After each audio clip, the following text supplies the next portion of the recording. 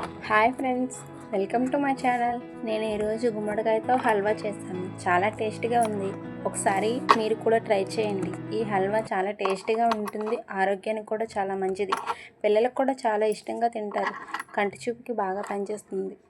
ఎలా చేయాలో చూద్దాం. ముందుగా గుమ్మడికాయను ముక్కలుగా కోసుకొని పక్కన పెట్టుకొని అందులో ఉన్న గింజలను తీసి తొక్క నీట్గా తీసుకోవాలి.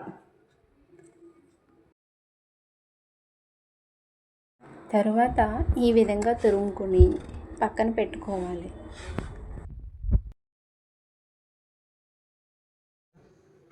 ఆ తర్వాత గ్యాస్ వెలిగించి బాండీ పెట్టి అందులో 3 స్పూన్లు నెయ్యి వేసి కొంచెం వేడిగా అయ్యాక డ్రై ఫ్రూట్స్ వేసుకొని బాగా వేయించుకోవాలి.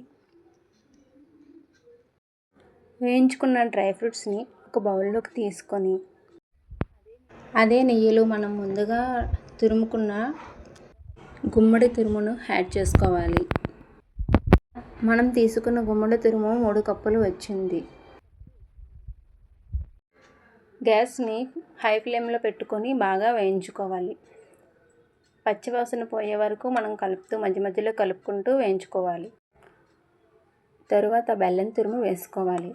మనం 3 కప్పులు గుమ్మడి తురుము తీసుకున్నాం కాబట్టి 1.5 కప్పుల బెల్లం తురుము అయితే సరిపోతుంది. వేసిన తర్వాత బాగా కలుపుకొని మధ్య మధ్యలో నెయ్యి వేసుకుంటూ కలుపుకుంటూ ఉండాలి. అడుగు మాడిపోకుండా కలుపుకుంటూ ఉండాలి.